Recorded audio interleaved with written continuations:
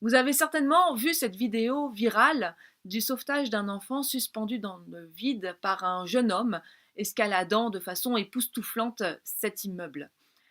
Le petit à l'abri, tous les regards se sont tournés vers le héros de l'histoire, Mamoudou Gassama, un jeune Malien sans papier, projeté en pleine lumière, recevant les honneurs, une belle médaille et bientôt la nationalité française. Alors il n'aura pas fallu longtemps à la fachosphère pour se réveiller, pour crier au complot, au coup monté pro-immigration. Un peu plus et on accusait le petit suspendu dans l'air d'être à la solde de Daesh et d'avoir escaladé son balcon pour des visées politiques. Si c'était pas si pathétique, on en rigolerait presque.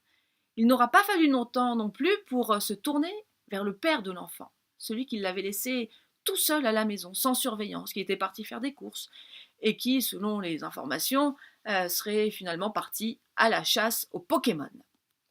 Et voilà, tout est bien qui finit bien. Nous avons notre héros et notre salaud. Étonnant ce besoin, cette nécessité de cloisonner le monde, de devoir l'équilibrer, un mal pour un bien, le bon, le méchant, et ainsi la Terre peut continuer de tourner. Je ne veux en aucun cas excuser les manquements du père qui aurait pu tourner au drame. Je veux juste pointer du doigt cette facilité de réaction, de jugement que nous avons. Glorification du héros, celui que nous aimerions tant être et pourtant les occasions de devenir un héros sont tellement rares. Et lynchage du salaud, celui que nous ne voulons pas être. Et pourtant, c'est souvent à lui que nous ressemblons, par nos petits manquements du quotidien, nos aveuglements. Et ce salaud, il nous rassure parce qu'il fait pire que nous. Dans la Bible, l'Ancien Testament et précisément dans le Lévitique, on trouve la notion de bouc émissaire.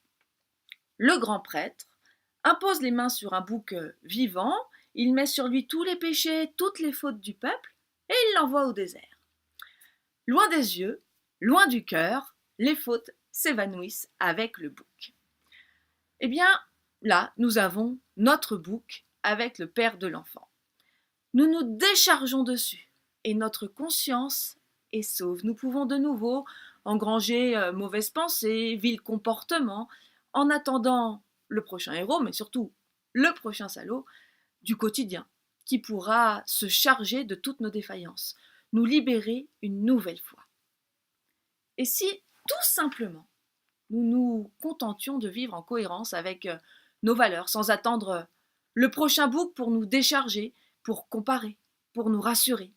Si tout simplement, nous prenions nos responsabilités pour enfin, une fois pour toutes, choisir la vie.